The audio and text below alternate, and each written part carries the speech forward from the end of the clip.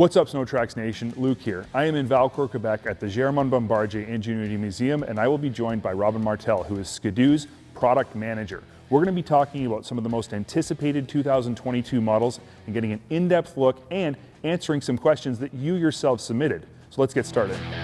Up first is the 2022 Renegade X Ace 900 Turbo R.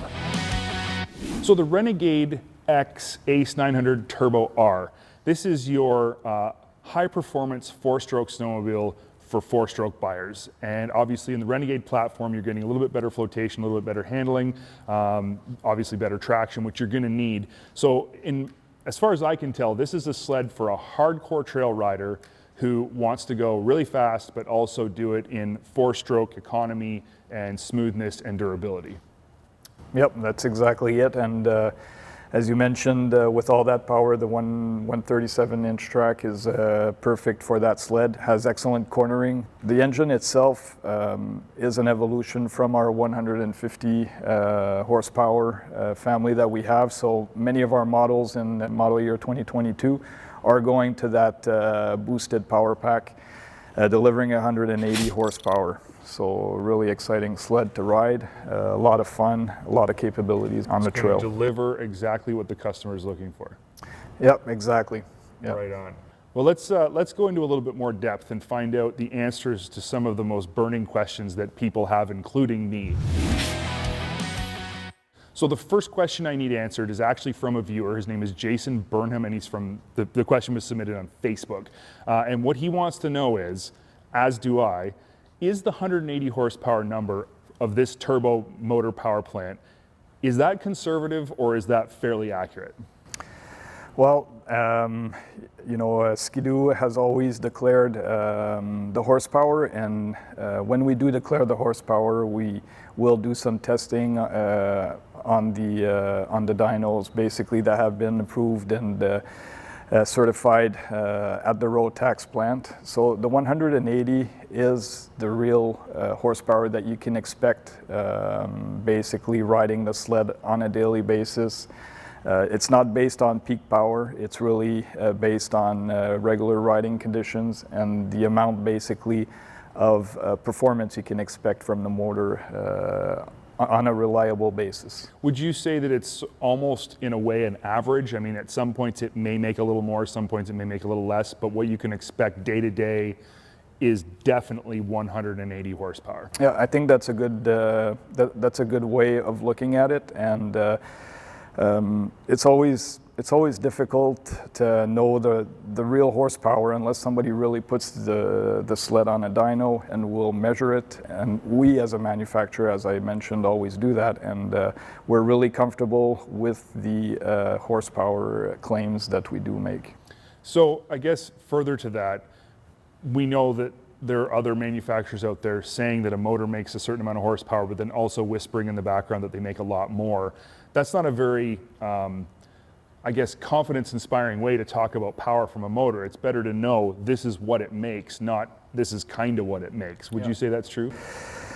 Exactly, and to be able to meet that requirement and to deliver the performance that the customers are expecting, we had to really revisit main points of the engine, make it more robust, strengthen the engine mounts. We had to also revisit the intake, the muffler also, to make sure that the delivered boost was always delivered in the most constant fashion. And also with the PSI, it's 17.4 PSI delivery to the engine, so really making it, really making it a powerful and intense feel when you press on the throttle. So you know, overall, the sled that you're getting for that horsepower, factory made, very reliable, really focused also on the quality and the durability of the motor. Which is what Ski-Doo has always been known for with their four-stroke platform and the Ace engine platform. This actually leads me right into my second question, which is, it's no secret that the Ace engine architecture is one that's being used across many platforms, from obviously Sea-Doo, Ski-Doo, and Can-Am. In a Can-Am, there is a version of this motor that makes 200 horsepower, and that's something new this season. You guys just released and blew the doors off everybody else with that one. But I know my curiosity, and I've heard from a number of our viewers, is simply, if it can make 200 horsepower there, can it make 200 horsepower here? Well, that's a very good question. And you know, the way basically the off-road vehicles are made, they're bigger in size, of course, so they have a little bit more room to fit in all the important components and to make sure that the engine is able to perform at its peak level. In the Ski-Doo lineup, of course, our chassis are much smaller. We have much less room to work with, so the size of the components to be able to permit perfect, ideal cooling are a little bit more limited. So that's why we had to basically, not that we had to, but that's the way we had to design the sled to make it as performant as possible. And 100 horsepower was our target when we developed that engine. So basically what you're saying is, if you had unlimited space and could make the sled as big as you want and as heavy as you want, yes, it could make 200 horsepower, but to keep it light, flickable, fun on the trail, keep the handling characteristics the way we want them, low center of gravity, there's just not enough room to put in all of the components necessary, or big enough components for that matter, to be able to make that 200 horsepower. Now, with that said, of course, I was told years ago that the Maverick 900 Turbo couldn't make more than, I think at that time it was like 178. It can never do it. It's not ever going to happen. So who knows what we'll see in the future. Exactly. Technology is evolving very fast, and who knows what the future will hold. Awesome. So let's talk a little bit about more the intricate parts of the four-stroke turbo motor. And I think a question that we've had come up between some of our viewers and ourselves is, you designed a very unique intake system for the two-stroke turbo. It's very advanced and high-tech. Is there any similarities in terms of the intake system between the four-stroke and the two-stroke, or how do they compare? Well, there are quite a bit of differences in the design, of course, and also the two-stroke. It's really about delivering maximum power, especially over varying elevations when we're doing, for example, big mountain riding or deep snow riding in elevated areas. And the system used for that is basically an electronic wastegate, which is responsible for managing all the calibrations of the turbo and delivering maximum power to the engine. On the four-stroke side, we can think of it similar to the automotive industry, and there it will be more of a spring wastegate versus an electronic wastegate on that engine.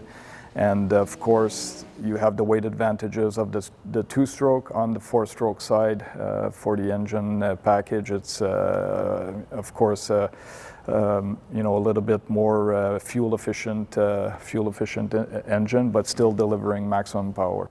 So essentially, what you're saying is the intake systems. I guess the wastegate control is what we're talking most specifically about. Yeah, exactly. On the two-stroke, it is designed specifically for elevation compensation. That's what you're going for. Whereas on the four-stroke, that wastegate control system is designed just to maintain power at different boost levels or throttle levels. It doesn't care about altitude so much as the two-stroke does. That's it. That's exactly, yeah. Now, when you guys designed, and something that very interesting that a lot of people might not know, is that the turbos you actually use, the physical turbos, are Rotax designed turbos. That's not something you've bought from somebody else. That's your own design.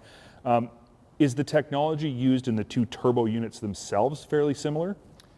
Yes, there are definitely some similarities. The advantage of having a factory turbo is about reliability. So you know that when you're buying a turbo engine on a stock Ski-Doo, you have the warranty going with it, you have the reliability going with it, and all the peace of mind riding that type of engine. So big advantages for customers, definitely. Okay, switching a little bit of gears here. The next question is one that I know my dad and myself in particular are very interested in. One unique thing about the 900 Turbo R Ace power plant is that you're not using the same throttle as you are on the other Ace models or Ace powered models. This has a standard throttle block, just like a two-stroke would, with a cable, but it's not really a cable throttle either. It's kind of a hybrid, right? So first question is, can you tell me about how that works? Why is that different than your average cable throttle? And what are the advantages? Yeah, basically it's the ITC system that we have. It's basically an intelligent throttle control unit, and it's inspired a lot on a two-stroke, basically. In terms of the tension and the power responsiveness that will go to the engine when you press on the throttle. And it's also the ITC, the advantages it has is when you're riding in really bumpy conditions or really conditions that are a little bit more extreme, whooped out trails, that throttle will give you much more constant delivery of power. You won't have any jerkiness. And on cornering also, many advantages with riding that type of throttle system. With the non-turbo Ace motors or the lower horsepower turbo Ace motor, the actual ITC system is in the throttle itself on the handlebar, is that correct? Whereas on this, there's a cable that runs under the hood and actually runs the ITC controller unit. Is that how, would that be accurate? Yep, that's a good way. Yes, so you get that cable throttle feel, but you still get the benefits of ITC and the programming electronic throttle benefits there. Yep, exactly. So when it comes to the throttle, why are there two versions? I know there's some technical reasons why, and that if Ski-Doo does anything, they do a lot of market research. So can you explain to me how come there are multiple versions and we're not seeing the cable version on the smaller units? Yeah, well, this is of course a performance-driven sled, and when we did do some research, market validation, we had a lot of feedback on the throttle response and customers wanting something, on high-speed conditions, on bumpy trails, things like that, to have a throttle that was really more responsive, and this is how the ITC, basically the Intelligent Throttle Control, was developed. Developed also for more experience, more seasoned riders. Our standard ITC is more, let's say, for more leisure, recreational riders. With this throttle, one of the advantages over the standard one that we have is basically a little bit more travel on the throttle. So the lever actually moves further? Yeah, it moves further. So in terms of power delivery, you have a little bit even more control versus a standard model, for example. Well, I know after riding this last season, it definitely makes you feel more connected to the motor. You feel like your thumb is directly connected to the motor. Even though magically in between there's electronic things going on, it definitely gives you a much more connected feel, and that's something that I, as a performance rider, really appreciate. It seems to me that the Mach Z was a pretty popular model, but I don't think even I have a concept of just how popular it was. What were orders like for that model? The market response was totally amazing. It was quite surprising to see all the enthusiasm, and internally we had a running bet going on, and basically everybody was way off the track, and based on our forecasts, we definitely doubled, almost tripled the volume that we had initially expected with that model. So it was a big success, and so I guess really proud knowing about that. Is it going to come back? I mean, if it's that popular and people want one so bad, do you think that the success was based on the promise of only 1 year, or was it simply based on the vehicle itself, in which case you'd be crazy not to bring it back? But do you think we'll see another one someday? It could be a possibility, and I mean, you can never say never, but it's not, it's not something that we can talk about, of course, for future developments. We won't let any secrets go today. Nope, unfortunately. We'll keep trying though. Well, Robin, thanks so much for coming out and talking with us and giving us some more detailed information on the Renegade X 900 Ace Turbo R, and actually more specifically, I think the actual Turbo R motor package is what we talked most about. I think you've definitely answered the questions we had, and given us a lot to think about for the upcoming season. So thank you very much. My pleasure.